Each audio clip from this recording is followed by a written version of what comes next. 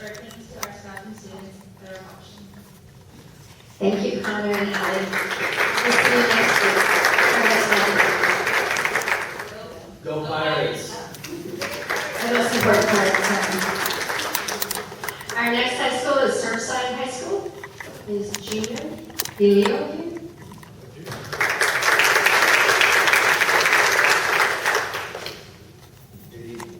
Good evening, Board President again, members of the Board, and Superintendent Dr. Vitale.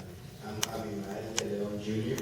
I will be graduating early in March and plan to pursue a career in law. I'm happy to be here tonight. Our first rising star of the year is Brandy Joaquin Francisco. Brandy brings with her rich personality and incredible grace. Brandy worked her way out of dire circumstances and is now on the path to success, all while raising her baby. Brandy is focused on finishing high school at Surfside and pursuing a career in nursing. Way to go, Brandy.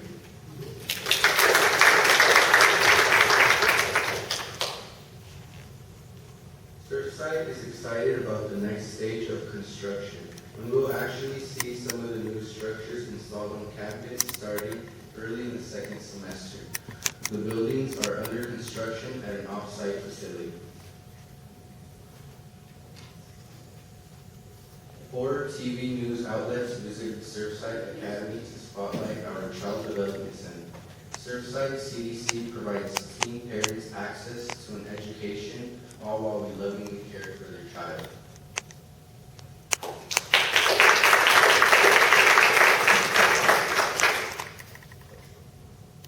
A unique elective course at Surfside provides students the opportunity to explore different career options in 3-week intervals through a combination of online learning and hands-on application.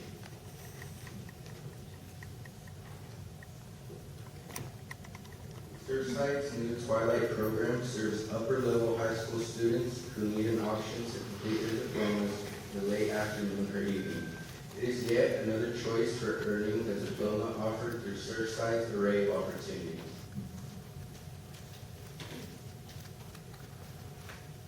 Our new no cell phone policy gives students a healthy break from screens and creates a calmer, more positive learning environment. Both students and staff have embraced this change.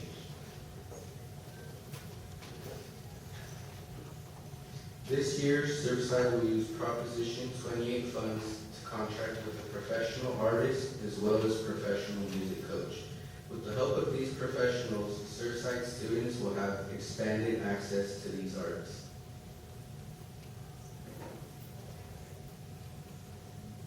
Surfside has been busy these past few weeks.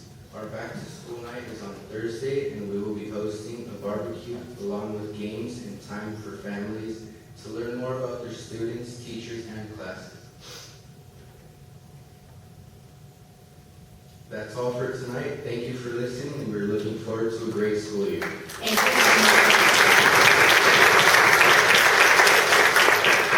And last but not least, El Camino High School representative. Come on up, McKenna Healy.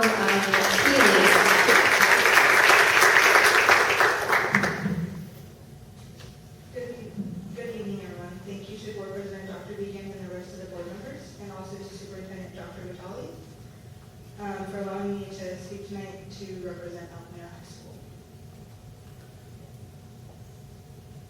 I'd like to start off strong with MC JROTC program for being named Naval Honor School and Elite Distinction awarded to the top 20% of Marine Corps JROTC Union MC nationwide. This honor allows our senior Marine instructors to nominate cadets to U.S. service academies. Nominations provide cadets with significant advantage in college and military applications.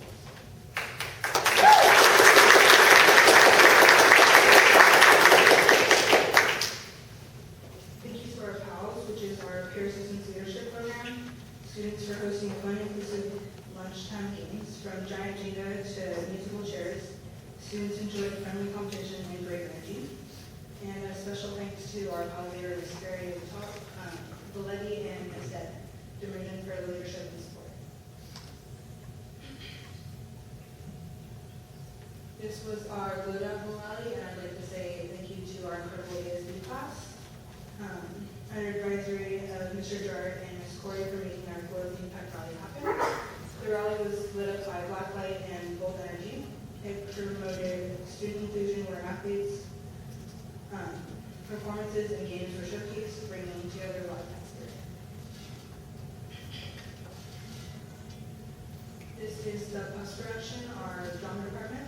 They recently started rehearsing for our fall play, which is Puffs, a parody of Harry Potter series that tells the hilarious story of the misfortune of Puffs. Students started developing characters of their own and creating a community of diverse and beautiful backgrounds. Dates and time of play coming soon. And we hope that you guys can join for the performance. Next was our back to school night with energetic club promotions and enthusiastic teachers. Back to school night was a success. Students explored new opportunities by signing up for clubs while parents have the chance to meet teachers and learn more about the school year. And thank you for your time and your work.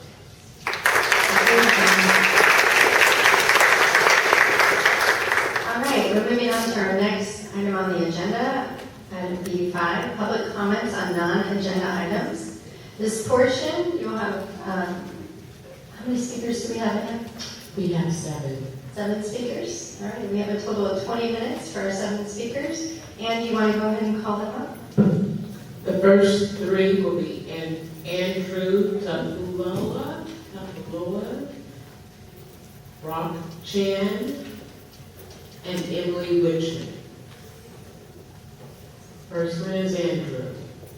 Hi, Andrew. Yes, and then go to the mic. You just go up to the mic, you're good. And then there's your timer on the screen, so you see it. And you can take the mic off if you need to. Thank you for the opportunity, President and Board. My name is Andrew Topolo. I'm currently the President for Oceanside Pop Warner.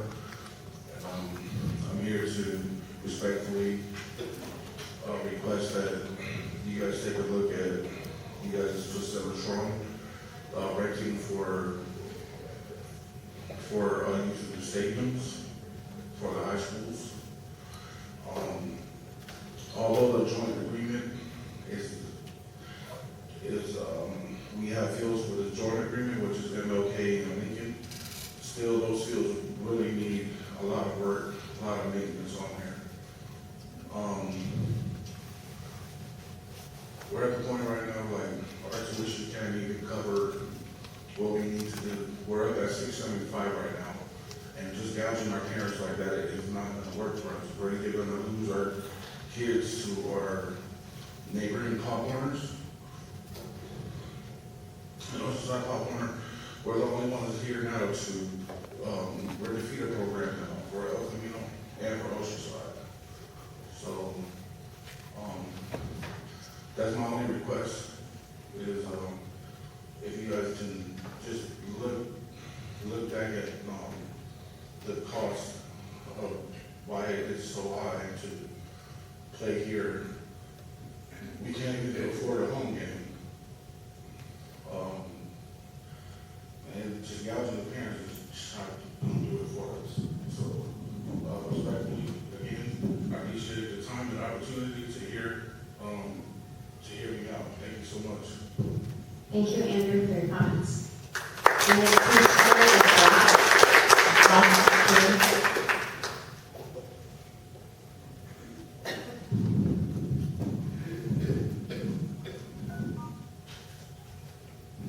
Good evening, Board. My name is Rob Chan, and this is my sister Ruby. I'm talking on behalf of Coastal Academy. I attended Coastal Academy all the way through 8th grade. Ruby is currently in Coastal in 6th grade. I just wanted to say thank you for supporting Coastal Academy and letting them be here in our community. I loved attending Coastal, and they taught me everything I need to know all the way up until high school, where I'm currently at in Mission Vista. But Ruby is meant truly the most to Ruby.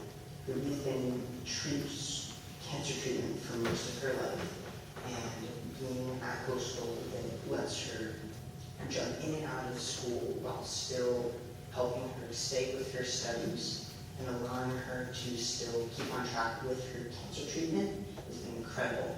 And then when she actually does come back, it's like she missed nothing out.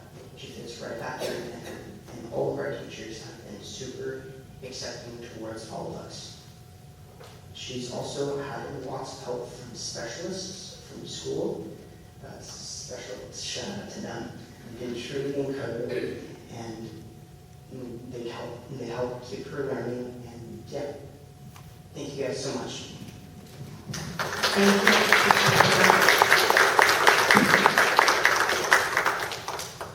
Good evening, Emily. Good evening. Hope you all had a good summer. I just want to say a few words about the big gang fight at El Camino. Many years ago, and I know Todd remembers that probably, and that our school used to be riddled with the gangs. I used to be afraid sometimes to go to games because you really had to watch out what was going on. And so I see shades of that happening now. And it took Superintendent Newman to do his zero tolerance. And yeah, we kicked a bunch of kids out, but afterwards they got the message that, hey, we weren't going to mess with them, and they missed their homies, and so they stayed in school. So I think hopefully that you will do your due diligence and attend those administrations, SROs, and security meetings to make sure that everybody's on the right track, to make sure that you know what the community, because of course now there's going to be retribution, and of course that's the word, I'm sure you all understand that, because a bunch of kids got kicked out. So I just want to remind you that I don't think our parents want to go back there. And now that the grandparents probably that remember way back when. Also, I want to say about your videos, I think they're excellent. They're really good. I really enjoy the excellent and how you're highlighting some of the programs, especially the math program. And I'm hoping that your test performances will show that so that you don't get embarrassed that it didn't work.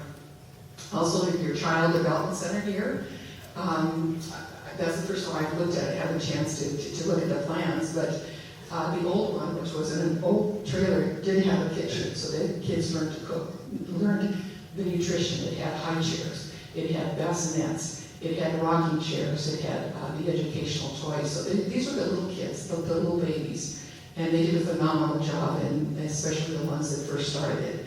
And I'm glad you got Noreen back. You know, you fired her, and she was the heart and soul, because many of the other ones have retired. So I'm glad you got her back, and she is so happy to be there with the kids. Another thing, I'm waiting to see what you do with the Supreme Court that gives parents a choice, that schools cannot require children to participate in lessons involving books that their parents object to on religious grounds and others. I know CSBA, the attorneys are working with you, so I hope you do it in a transparent motion, and you're going to talk about that between each other and not just get your questions in the closed session or in the session before this, and you guys talk about it and let us know what you're thinking. We're probably thinking the same thing, but if we don't know what you're thinking, there the board goes, 5-0, 5-0. We don't hear anything of your back and forth. And so I think I would appreciate that, because I know you guys know things. I mean, you understand things, and I think you owe it to the community, you owe it to your parents to say, especially this is really important. So I hope you do that. Thank you. Next for speakers, Bertha Crawford, Julie Cordova, Victoria Mariani, and then Di Dunn. Hi, Marissa. Good evening, Superintendent, Board President, and trustees. I'm Marissa Crawford, First VP for our CSCA Union. I talk really low, so I feel like I have to talk in this mic, and I know they don't hear me, but this is another thing. I didn't prepare anything. I prepared something last time, but I'm just coming here to speak from my heart of something that's really upsetting me, and that is for classified employees. For decades, the admin twos have been the secretary to directors, and that's kind of dismantling in my office. And I'm worried about that for the future, because as people try to apply for higher positions, if they're already admin ones at their sites, then there's nowhere really for them to apply and come to our office. So I really wanted to come and speak just from my heart about, when all this falls, I'll probably be gone, but just for the future of people who want to promote in our district, that really is bothering me, that's happening to our administrative assistants in our office. And also, I was on the negotiations team, I'm no longer on it, but when I was, we talked about the communication, when new jobs are made, when new jobs are being added, and when jobs are being subtracted, that communication piece being given to our e-board, and that's still not happening. I appreciate Ashley and Nanette being in our office, they're the early childhood educational specialists, but honestly, she told me last year she applied for this position, I had no clue what it was. So, that communication is lacking, and I still don't understand what's happening when Sheila Goldsberry left. Her position was never hired. There's still a boss in that position, but her position is no longer there. So that's concerning to me as well, as the CSDA first VP, that those jobs are vanishing. And it's upsetting to me because I started out as an ASD clerk, and now I'm an admin too.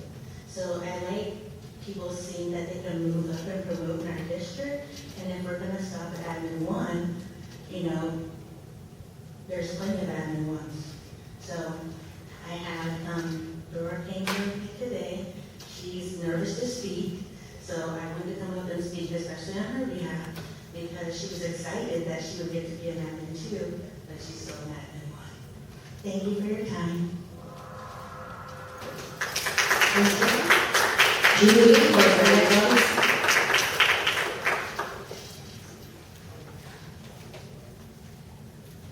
Hi, board members. Thank you very much for letting me address these tonight. Keep it quick because I have 2 subjects I really want to go over.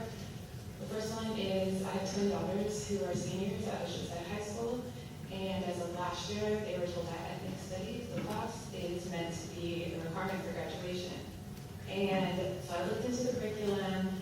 One of my daughters was enrolled already, so I let her, continue on to see if the curriculum was actually ethnic studies, what it covered, what opportunities they would be given to learn things, and none of the curriculum was covered. And basically, everything that I would describe as a study of ethnic cultures was not what the class was about, so that really disappointed me.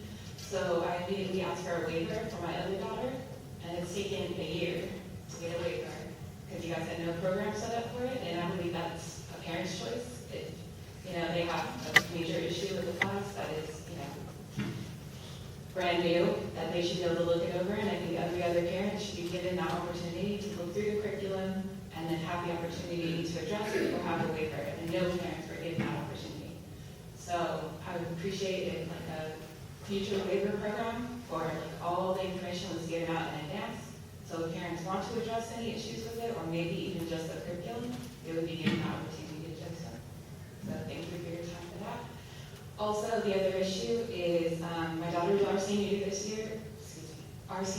year, and they did finally get a parking spot in a very small senior parking lot.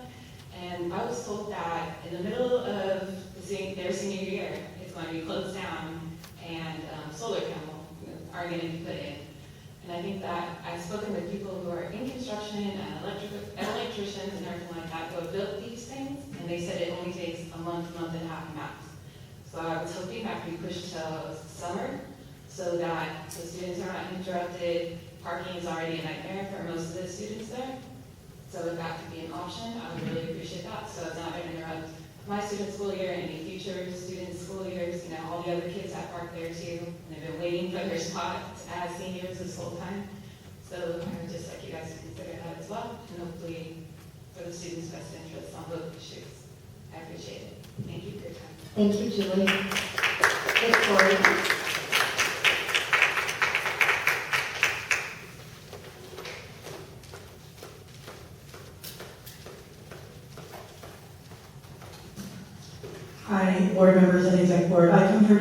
representing the entire primary grade levels of Pablo Talk, including our ed specialists and our school psychologists.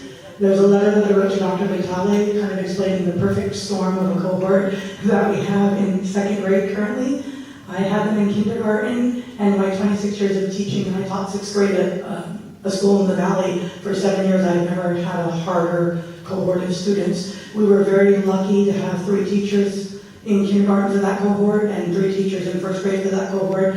But now they're in second grade, and we have 2 teachers and 4 of these second grade students in a 2-3 combo. And we're here tonight to humbly ask for your help and support. I wrote the letter to Dr. Vitale, and she referred us back to Dr. Blackman, which Dr. Aranda had already talked to Dr. Blackman, but our whole team is behind a meeting with Dr. Blackman and presenting more evidence of more of a qualitative, for a better lack of better, just the numbers, because it's kind of different when you see it on paper.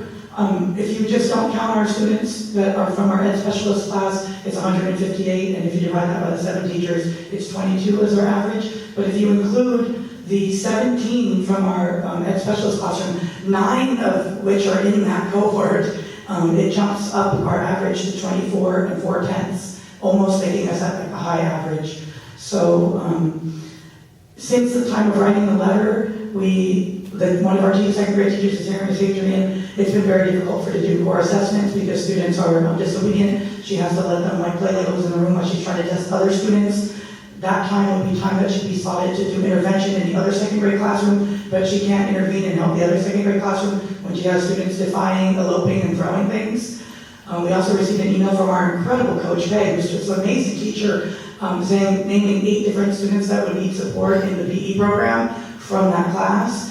There was a big kerfuffle at lunch with the whole cohort of second grade lining up and needing extra supervision. Teachers, of course, gave up some of their prep time, and then the problem was remediated by Dr. Aranda and Ms. Sanchez. They're definitely trying to help. It's just really hard. Research supports that if students are not reading by second grade, they will fall behind. We have several second and third graders who have not even met the kindergarten standard of knowing all their letters and sounds. So meeting Dr. Vitale's audacious goal of having students reading by third grade will be a huge undertaking. We are dedicated and passionate to help these students, but we're asking for your help and support to do it because we can't do it alone. I spoke with our school psychologist just before leaving today. She mentioned that she's been in talks with Dr. Montoya and Mr. Sikemi, that we have at least 6 high-profile students on campus with advocates, and that they will spend at least the special ed team, including Ms. Ruth, our psychologist, will spend about 20 hours per student in these high-profile meetings supporting these students, which takes them away from supporting the students in the regular classrooms. And what's also, sorry, I know my time's up, but what's not in the letter is we have many students that are not on individual programs that also need support. So I look forward to you. Last thing for the board is if you could just please give permission to Dr. Blackman to allocate for another teacher. If after reviewing the evidence, she sees it fit. Thank We really you need for your your help. We're in dire comments. straits over this.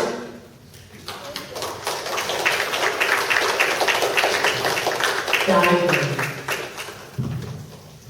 I almost felt like recanting or not speaking because so far things have been looking pretty good. I wanted to comment on the public comments that have happened at this board meeting. And since I've been blessed by God to have like two ears, a set of eyes, and a mouth, I've tried to use them proportionally. So for months, last semester, I've been sitting, listening, and watching what has gone on at these board meetings in terms of the public comments.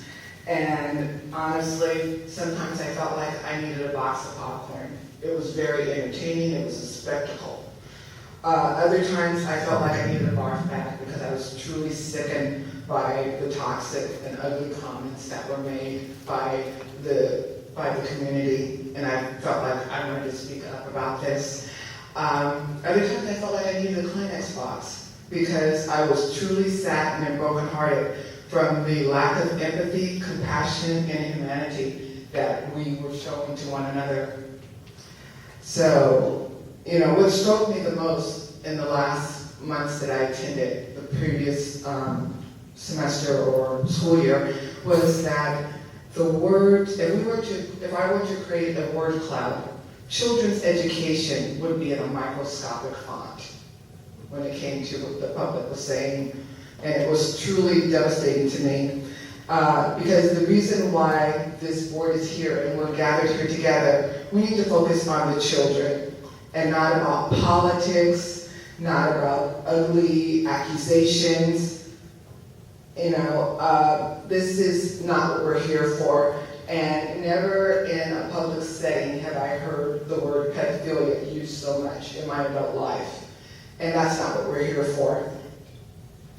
So, because our focus is, our focus here should be on the minds, on children's minds and developing them for an intellectual and to meet the intellectual and economic challenges of the future. And so, I don't know what churches people were attending, but I feel like there's a lot of people that have been going to the church of Vinegar, but the God that I've learned would not mock the Samaritan, would not throw the first stone, would not demonize their neighbors. So, I've been raised to tell the truth and shame the devil. And so what I would like to say is that summer's over, recess is over, school time is in, and we need to take our children's future seriously. When we come to these board meetings, we should engage about the betterment of our children and not all the other stuff. And that school is in, playtime is over. Let's have a wonderful year. Thank you for your comments. That concludes our public comment on non-agenda items. We're moving to item B6, approval of the agenda. I'll make a motion to approve. Do I have a second? Second.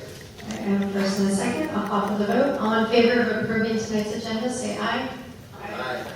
Motion carries. Moving on to items C, the superintendent's report. Dr. Vitale?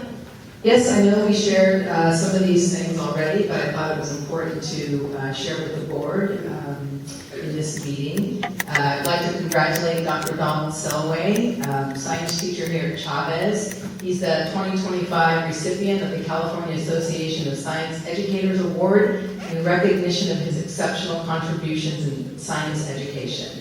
So congratulations to Dr. Selway and to Dr. Wilson.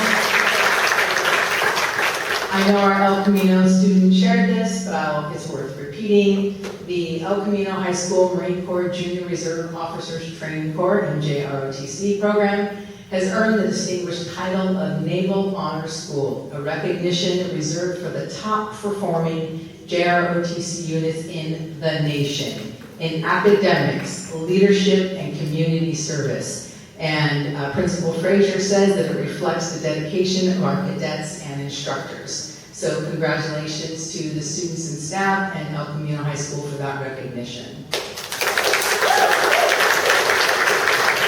I also want to share, it's been an incredible start of the year as far as our showing up in the news, on TV and in print. We've had stories on farm to table for our food that we provide to students, which you'll hear more about tonight.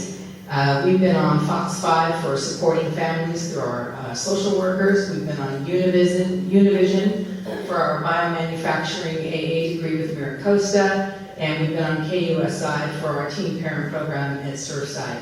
We've had 19 positive stories in print and media just since the beginning of the school year. And I just want to say I think this is a fabulous credit to our staff and students and this Board of Education for providing outstanding educational opportunities for the Oceanside community. So thank you all for that incredible work that's being recognized. Thank you, Dr. Vitale. All right, we'll start with board reports. Eleanor, would you like to start tonight? Yes, ma'am. I don't have a report. No report? I submitted my report to Mrs. Gibbons. All right, I have 100%. Okay, good. Nancy? Hi, good afternoon. This month is Suicide Prevention Month, and it's an important time for us to remind ourselves the need to prioritize our students' mental health and well-being. We know that young people nowadays have a lot of pressure, and our role as educators and community community members is to ensure that every student feels supported, valued, and safe. And I'm really proud of the work that our district is doing. We hired additional social workers that's going to help bridge the gap for the need that we have in mental health services for students who have the highest need and access to mental health services, because we know right now there's a high wait list for students who want to receive therapy, and our district is helping bridge that gap by hiring additional social workers. We also this month celebrate Hispanic Heritage Month, honoring the cultures and histories of our Hispanic and Latino communities. Our schools are enriched by this diversity, and this celebration helps us learn about the traditions and achievements, but also foster a sense of pride and belonging among our students. And I think right now it's even more important because we can overlook the current national climate surrounding immigration, which affects many of our families directly, and the fear and uncertainty and harmful rhetoric can add to the stress that our students are experiencing both inside and outside of school. So as a district, I'm really happy that we are reaffirming our commitment to provide inclusive, supportive environments where all students, regardless of their background or immigration status, can thrive. Thank you, Nancy. Mike? Give my report to Ann. All right. Right, Carol. I've been gone for a while, so it's been a hot minute. I haven't been at school, so sorry, everybody. Good job, we're happy though. But I've been on some advisory committee meetings within our community, and so just seeing the conversation that's going on as a whole, like Nancy said, we're talking about Hispanic Heritage Month and how we would support our students and the things that we do within our community. I know that we celebrate with our students now having to go within our school system and being able to be a part of that and seeing that grow and being a part of that within our community as a whole. But even the fear of being able to go out and celebrate as a parent, and being in our schools and coming to our school sites and everything like that, there is that fear and there is that constant wonder and unknowns of what happens of when they come to the school and when they leave the school sites. But working with community members and hearing what's going on within our community and how we're working together for our families is amazing to me. I've done that all summer. It's been a great thing of just having those conversations with our families who are fearful. But making them and having them understand that there is no true fear of coming and for their students to come to school every day, that we're here to support them. Their staff at your school sites is there, your teachers, your counselors, your principals, your vice principals. Everybody is there to support your student, to be there for the mental part of it, and then the educational part of it more importantly, because we want them again to be successful in everything and anything that they do as they come out of these school sites. So if you feel that there is something going on, or you feel that there's something, please take it to your school site and let them know and share with them whatever might be going on, because as a community as a whole, we're there to be there for each other, and we need to remember that.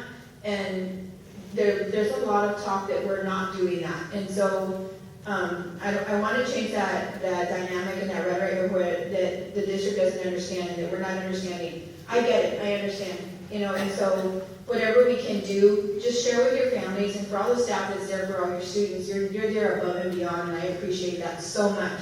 You have no idea. Going to a state where, I just came back from Texas, and seeing the dynamics there of what that looks like there is completely different from what we live here. And the amazing part of what I love about Oceanside is we are so diverse, but we are such a loving community.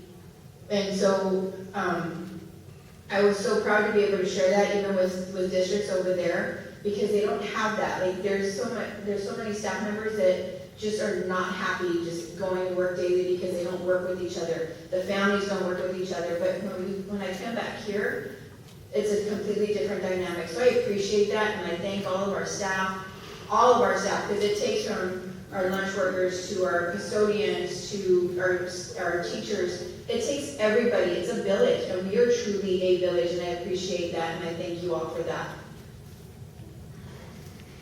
I gave my report to Ann. I've been busy helping my son get ready for college applications. So my son's a senior at El Camino High School, and he did not get a parking lot spot. He's in the back. Anyways, we're moving on to item D, public comment on agendized items. Oh, sorry. My neighbor, but we have a format for our board, so I'm sorry. Our reports, our first one is CSEA, Chuck Joy, representing the California School Employees Association, motion by Chapter 370. Hello, Chuck. Job descriptions that we wrote the last 2 years are not in line with what is needed or not working out. So we're gonna work with that and see how we can fix the problems. So stuff was moved around before, it was weird. It was moved around and then I got involved as the second person. So stuff was, to me, presented, it looked good, wasn't too good. So just heads up, we'll be looking at our job descriptions again and trying to figure out how we can fix the minor tweaks that we need to fix. Other than that, we're doing pretty good. We're not upset over anything yet. Yeah. It's glad to see Todd don't have a patch on the work, so I didn't understand that I patched because I couldn't see in his eye. Right, watching. All right, that's it. Have a good day. Thank you. Thank you, Chuck. Our next labor partner is the Oceanside Teachers Association, Tiffany Cooper from Taylor. So mine's not as short as me. Good evening, President again, trustees, Superintendent Vitale, cabinet colleagues, and community members. I am Tiffany Cooper, also known as Tiffany Thomas. I represent the amazing teachers of Oceanside Teachers Association. So we are solidly into 25-26 school year, and ODA members have been busy settling into their daily activities, preparing their classrooms to be a safe, welcoming learning environment for all of their students. And since our last school board meeting, here are some of the things that ODA has worked on. We've continued to grapple with the new grading scale for secondary. As shared in the last meeting, the district has the right to amend and change the administrative regulations, and our membership understands the rationale behind that change. However, as the educational professionals in the classroom that actually assign the grades, it is critical that they have that agency in the decision making. So members have been working with their site administration to find pathways that honor the rationale behind the new grading scale, while still allowing the educational professionals to address and maintain student accountability. OTA has also been advocating for access to appropriate areas of the student information system for education specialists at the high school level, so that they can adequately and promptly support the students for whom they are case managers. Case managers need that complete picture of both academics and behavior in order to help support students in a complete and timely manner. While the district and the association are in agreement that this is best practice, we're still waiting for that access to be granted. I was able to connect, I wrote this earlier by the way, I was able to connect today with Dr. Sparks, and the help ticket to rectify this has been submitted. Although I was hopeful that a specialist would have that access in the next few days, just before this meeting, I was informed of another snafu. I've been working on this since August 7th. I talked to Dr. Sparks at the new hire orientation. The back and forth over this is ridiculous, and I understand that it's a problem, but we need to address this problem. It's been a month, and a month in OHS time is a year, it feels like. So I need your help addressing this. OTA met with our fellow labor partner, CSEA, and district administration to reconvene COVE, our district-level problem-solving partnership, to proactively address challenges and create solution-oriented action plans. We not only calibrated site and district problems and concerns for discussion and consideration, but we also discussed the implementation of the new state-mandated PRISM training. OTA has also been in consultation with Human Resources to address staff reassignments stemming from enrollment fluctuations, ensuring that these changes were handled as thoughtfully as possible. While the maintenance and operations team has been very responsive, Harry, wherever you are, my new best friend, thank you. Unresolved HVAC issues at some sites still remain a serious concern. These challenges, sometimes due to contracted work or larger rebuilds, continue to impact staff and students daily, and we will keep pushing for that resolution. OTA has also partnered with Curriculum and Instruction to review the new TWIG science program. Teachers find it engaging and robust, but it requires significant preparation. We urge that every teacher be given both the time to explore the requirements and preparation of each module and the permission to implement this program gradually with fidelity. which might require reevaluating the scope and sequence for the year possibly. This one just as an idea, something I want to talk about later. This fall, Dr. Blackman, Chuck, and I launched a new initiative, the Wednesday Walks. Together we tour OUSD campuses to engage in real-time problem solving and to witness the incredible work of our staff and students firsthand. I have to tell you, it's been a highlight. It's amazing. We've already visited Lincoln, Palm Coast, and Jefferson. Tomorrow we'll tour Del Rio, a place that's close to my heart. I was there for 22 years. All 4 of my kids went through there, so super excited. Organizationally, OTA has been working to solidify our site reps at each site, conducting district-wide department chair elections, and planning for a year appointing COVE and RBO members at each site. Through all of this, our guiding principle remains clear that our working conditions are our students' learning conditions, and by protecting and improving one, we ensure the success of the other. So let's remain steadfast in keeping this our shared focus, because when teachers are supported, students thrive. Thank you for your time. Thank you. All right, now we're moving on to item D, public comment on agendized items. Right now we have one speaker, Emily Richmond. You will have 3 minutes, and I have you speaking on items 3, 6, 9, and 11.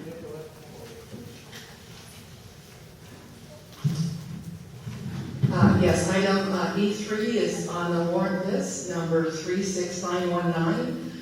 Right there, Palomar is another $626,250. So for the past 9 years, it's been a total of $9,000 and some dollars. Now, the reason for the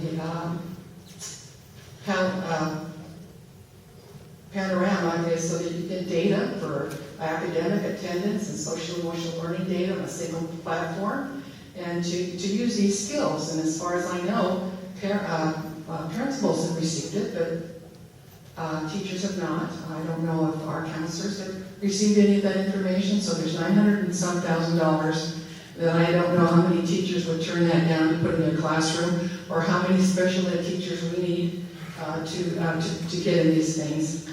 Item E6, approval of amendments and change orders. At the last board meeting, there was $5.2 million for Pablo Talk and change orders. This month is $953.108 for change orders for Pablo Talk. I don't know if you ever asked for a rundown of what's been happening so far at Pablo Talk and how much money has been spent. It looks like it's going to be a gold bar school with all the money that's being spent.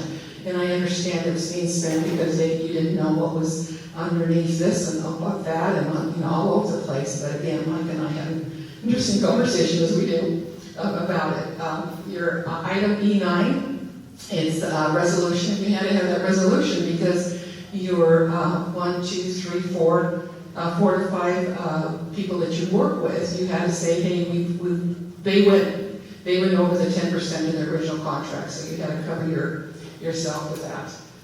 Also, 511, you've got ratification to change orders for time extensions. So here you have Pablo Talk. Oh yeah, we'll be done. School's going to start. It's going to be done. Well, here you have the extension that says that September 30th. So that'll be interesting. And again, as due diligence, as school board members, I would hope that you're asking the questions, and I would hope that you would be more transparent so that the company can see, and again, parents would know what is going on and the things that are happening. Obviously, we have a couple of teachers that will come here and tell you guys, but it's just very disturbing to see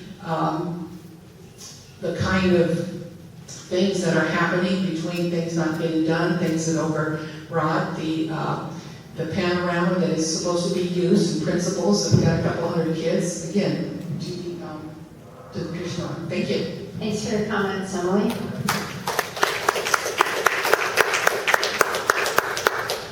All right, I'll make a motion to approve general consent items. Do I have a second? Second. All right, does anybody have any questions for staff?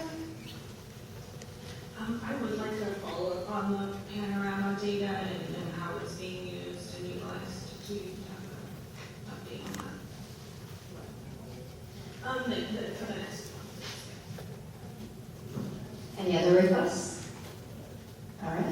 I'll call for the vote. All in favor of approving item E, general consent items, say aye. Aye. Aye. Motion carries. Moving on to, I don't want this one, sorry. Item F, presentations. I'm going to turn it over to Dr. McAteer to introduce staff from our Nutrition Services Department, and they're going to make a presentation. Thank you, President Begin. Business Services is proud to bring forward Director of Nutrition Services, Frank McGinnis, to share some of the highlights and special programs and unique programs that we offer just specifically here in Oceanside for our students. So welcome, Mr. McGinnis, and the sunlight's hitting you right now. I'm good. For you. Good evening. Thank you for having me. Superintendent Talley, President again. Just want to take a few minutes of your time to highlight some of the things we're doing in nutrition services for Oceanside Unified. I have the absolute pleasure of being the director of this department and working with a wonderful team over there. Next slide. Our mission statement is simple, and we try to live this every single day. Our mission here is to provide fresh, healthy, nutritious meals to our students in the most caring and positive environment possible. Food is a very intimate topic for all of us, and when a child comes in for breakfast, lunch, we also do after-school snack and supper. We want them to feel welcome and invited and get a nutritious yet delicious meal. Next slide. So I felt this is one of our most important slides. This highlights the absolute dedication of our proud CSEA members that work for nutrition services. When you think about the size of Oceanside, the fact that we served over 2.4 million meals last year to our students and our community members, with a staff of 108 workers on average. That's over 20,000 meals per employee for the 24-25 school year. We are on pace to feed or serve more meals than that this school year. It just really needs to be highlighted the hard work that they put in every single day to feed the children of this community. Next slide, please. All right, so just some basic information on what we do and why we do it. We are registered as an offer versus serve district with the state of California. What that means is, as you see on the screen, students are presented with all the options that are available that day. They have to take a certain number of components to make up a reimbursable meal. So we can stay sustainable and keep providing the services we provide. So if a student comes home and says, oh, they made me take an apple. Well, we have to, and we want you to eat that apple. We want you to try the fruits. We want you to try the unusual items you see on the produce bar. Next slide. Big push, big focus we have moving forward in our department is fresh, sustainable, and local. Our biggest partnership to date is with Dickinson Family Farms. Dickinson Family Farms is located in Fallbrook, California, just over the hill. Nice part about their farm, it is the fourth generation family farm. That not only we get to enjoy their wonderful produce, but they partner with organic farms that adhere to the same standards that they have within a 50-mile radius of Fallbrook. So just by partnering with one grower, we have access to an amazing abundance of wonderful fruits and vegetables to feed our students. Next slide. Because of that, this year, this is the planned items you'll see across the salad bars and produce bars for our students this year. These are subject to change, of course. We have more rain, we have drought, we have other things that impact this, but as of right now, you'll see dragon fruit, pears, nectarines, peaches. If you don't know what a poularde is, it's okay. It's a hybrid of a plum and an apricot. They're delicious. The students have those right now.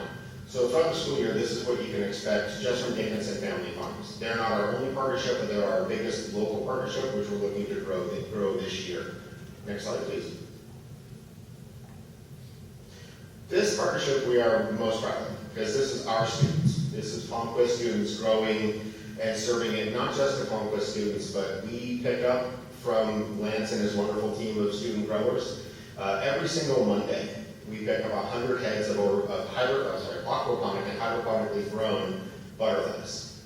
We serve that in every one of our school sites on a rotation. So every school on our site gets a chance to eat something grown by their own students, which is awesome. And I don't know where he finds the time of the day to get this all done, but he does it. And if you haven't tried it and you're at a school site that's serving it, I encourage you to try it, because it is absolutely delicious. It's my favorite kind of lettuce, so maybe I'm a little biased.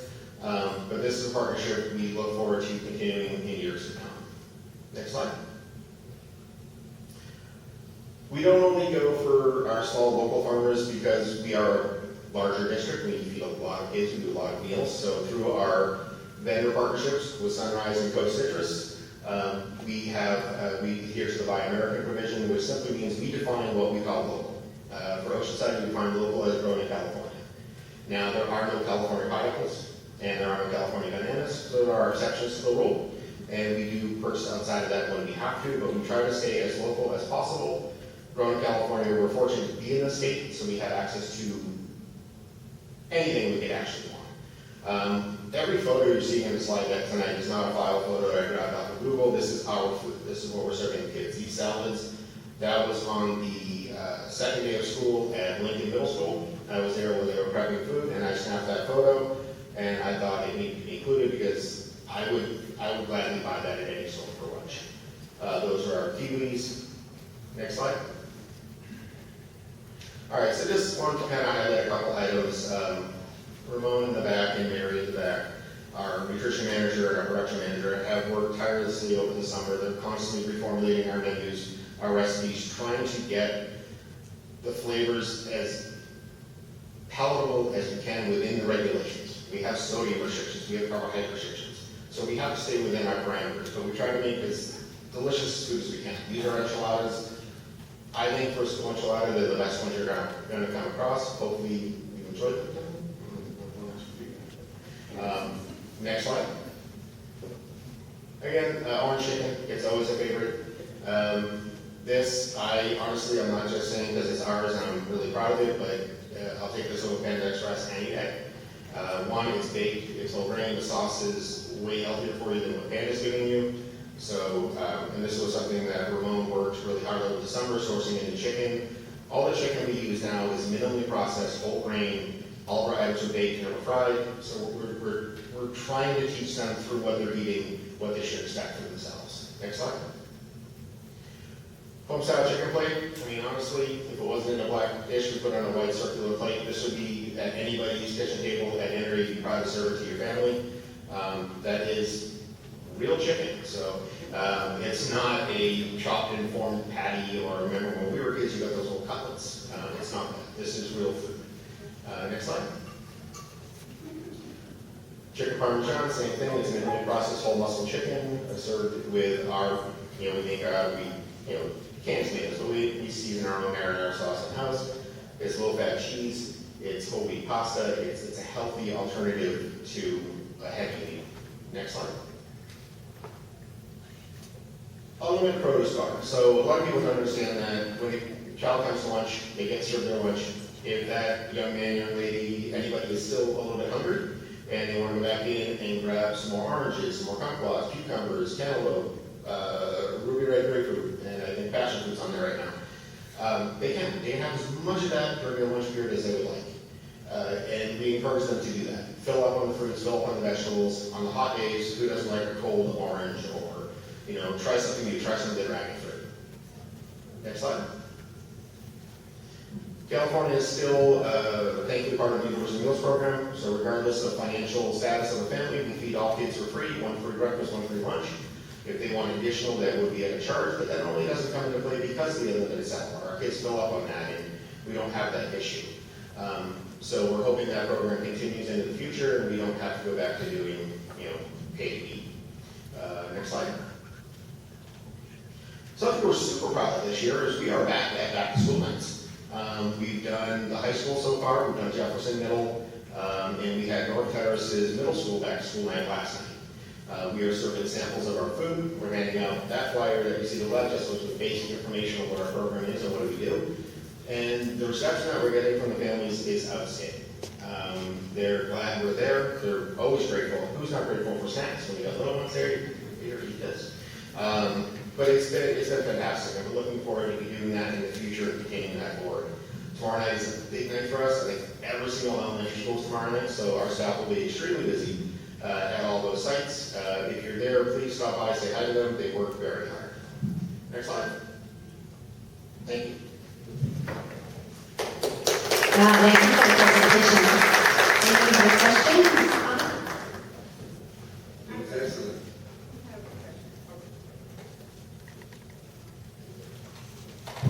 I know that in the past, because I know I've talked to a lot of kids right? And so in the past, it was always, they didn't like the food, and that was a normal LCAP, dynamic, was it the parents were hearing a lot of complaints about our food and stuff. But I was talking to kids recently, and the orange chicken with rice was like the big talk. So they're loving that for whatever reason, that's the big, but there's 2 different recipes, I guess. And so the one is better than the other, which was kind of funny. But, Every start, we were working through some product. yeah, no, that's good, but they're loving the new food, is what I'm saying. So they're not complaining, because these are kids that are always complaining. So, I have 2 of those. so it was interesting to just hear that dynamic come back. I do have a question though. So in the past, we were also cooking a lot of stuff in the plastics and reheating it in those plastics. Is that still happening, or has that been removed from, since we're We do that as cooking more food? minimally as possible. Due to our production levels, there will always be some, as they call, individually wrapped IW items that we have to bring in to supplement our service, just so we can feed every kid. We can't produce every item for every child, and we might have a huge amount of leftovers. We're slowly phasing those out as we move forward. We're like, our bean and cheese burritos are now bean rice and cheese burritos. We do not use the prepackaged ones. We make our own in-house. So as we kind of move forward through our menu, and we pare it down, and we really focus in on what we want to do, we're phasing those items out. So we tried the burrito, and it was good. It was surprising, and I was always surprised. My wife tried it today, so it was actually really good. But so that's great to hear, because that's always been a thing for me. It's always been a question and a worry, because we don't know the long-term effects of reheating and those things and all those dynamics that come with that menu. And during COVID, I got it. We're done with that. So hearing that you're back in the kitchens and cooking and the kids again are just, it's a different dynamic, and hearing that coming back into school and seeing that is great. So thank you also for the samples that you're handing out to the school sites, because then a lot of our families will be able to see, I think, understand the difference of the things that are actually going on. So thank you for that. You're very welcome. Thank you. Is that it? All right, thanks for the presentation. Now we're on hungry. All right, moving on to item G, personnel. We have item 1, approval of revised certificated job descriptions, coordinator, college and career readiness. Dr. Blackman. The district has identified a need to revise the certificated management job description for the coordinator, college and career readiness. This position was formerly titled Coordinator, Career Technical Education. The job description is being revised to accurately reflect the current scope of work regarding college preparation and access, in addition to career exploration. This position is not an additional position and has no additional cost to the district. All right, I'll make a motion to approve. Do I have a second? I'll second. All right, any questions? Seeing none, I'll call for the vote. All in favor of approving item G1, say aye. Aye. Aye. Motion carries. Item G2. A vacancy on the Personnel Commission has occurred due to the unexpected resignation of Martha Haas during her term. This item serves to appoint Dora Jaramillo as the appointee to the classified employees for service as a Personnel Commission for the remainder of the term vacated by Mrs. Haas to expire November 30th, 2026. Mrs. Jaramillo was a retired classified employee of Oceanside Unified School District. I'll make a motion to approve. Do I have a second? Second. Any questions? Seeing none, I'll call for the vote. All in favor of approving item G2, say aye. Aye. Congratulations, Dora. Thank you for helping us out. Moving on to item H, curriculum and instruction.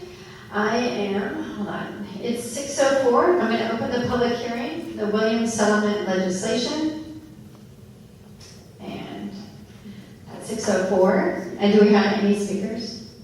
No? And some staff presentation? Dr. Love? Yes.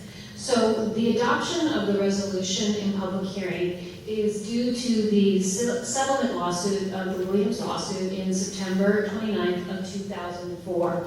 This was a statewide settlement and requires all California school districts to annually hold the public hearing about the textbooks that we have, that there's sufficient instructional materials for all students, and that every student, especially English learners, has what they need. This is in addition to library science materials. We have been having visits all week and last week at our school sites to make sure that everything is in order, and I'm happy to report that we've had wonderful visits led by Dr. Smedley, and we're quite pleased with the progress we're making, thanks to the board's leadership of approving new curriculums over the past few years. Thanks. Are there any public comments out there tonight? Seeing none, I'll close the public hearing at 6:05 p.m. Moving on to item H2. Move approval of the resolution.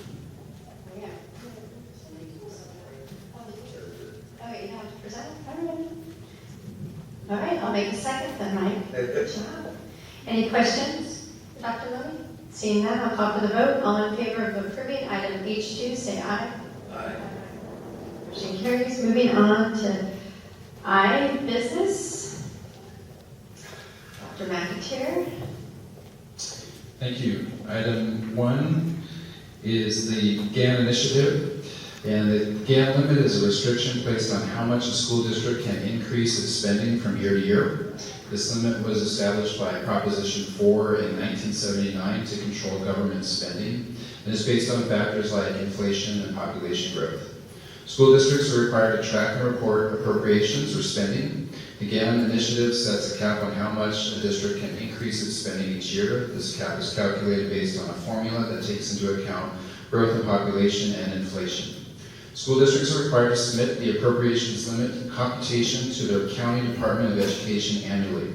The attached computations reflect a recalculation of the 24-25 appropriations limit and the preliminary 25-26 appropriations limit. In both cases, the district remains within appropriations limit, and staff recommends approval of this item. Thank you for your explanation. I'll make a motion to approve. Do I have a second? First and second. Any questions? Seeing none, I'll call for the vote. All in favor of approving item I1, say aye. Aye. Aye. Motion carries. Moving on to I2. Thank you, President McGann. I'm pleased to share with you the unaudited actuals for the 24-25 school year presentation.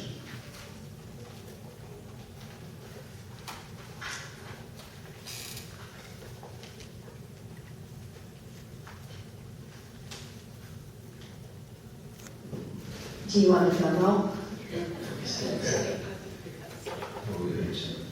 right, next slide, please. Thank you.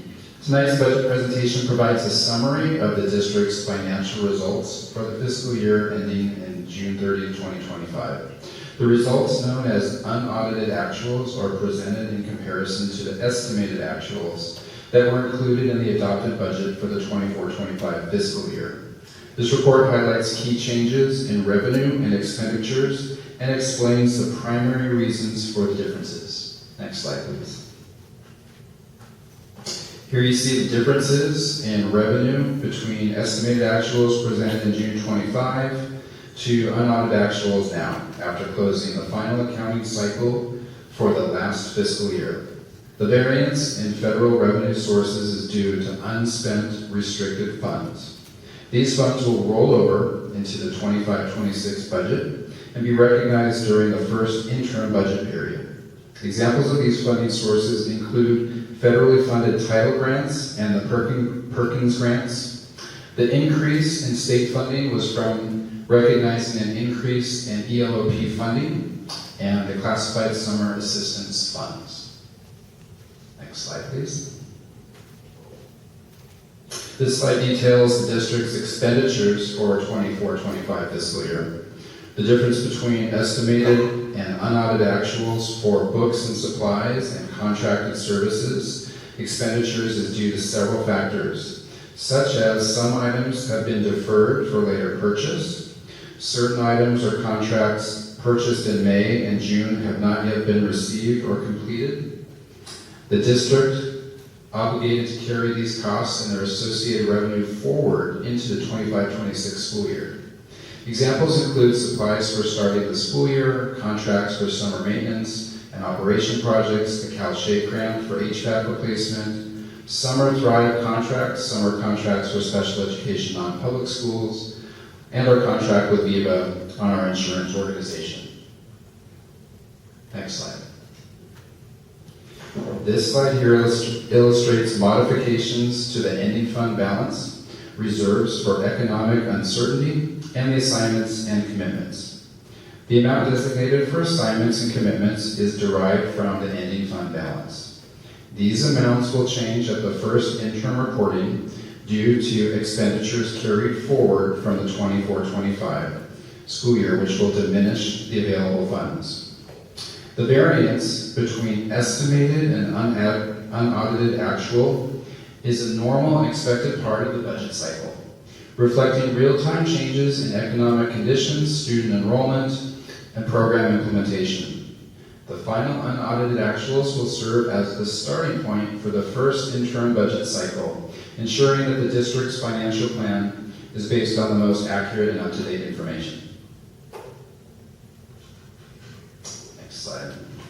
The district is committed to maintaining fiscal solvency. Some of the actions we will take to remedy fiscal solvency are continue to incorporate update revenue and expenditures as they become available for current and multi-year projections, closely monitor student enrollment and adjust staffing accordingly, reduce staff as funding sources change or expire, for example, the restricted title funds and grants, evaluate other expenditures and make necessary adjustments, and present the first interim financial report on December 9th, 2025.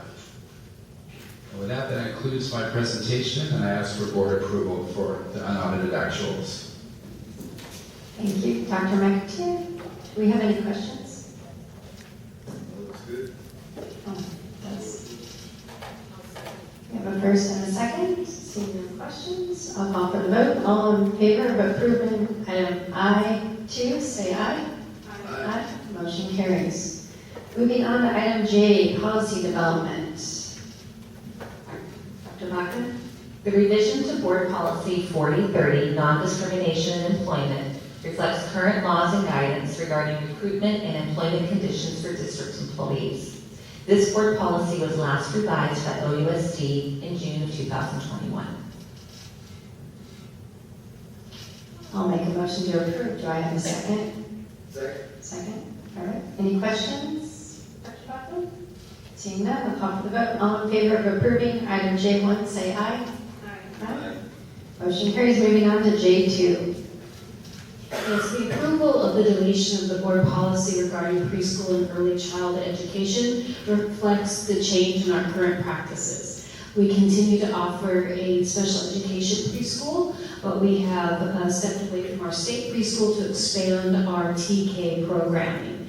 We're very happy to tell you that we've had amazing enrollment in our TK program, and our students are thriving. Thank you, Dr. Levy. Any questions? All right, we have a first and a second. Seeing no questions, I'll call for the vote. All in favor of approving item J2, say aye. Aye. Motion carries. All right, and item K, adjournment at 6:13.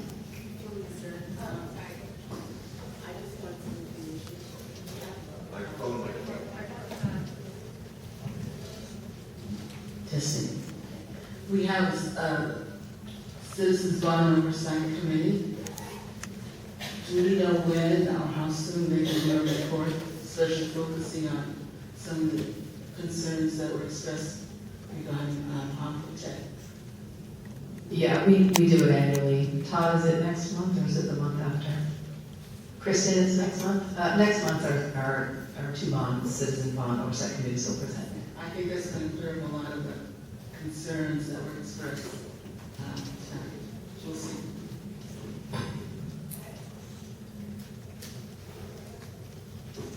All right, I'll ask before I get all excited there. Anybody have any questions, board members? All right, I will adjourn the meeting. I will adjourn the meeting at 6:14 p.m. Thank you for joining us tonight, and thank you for your public comments.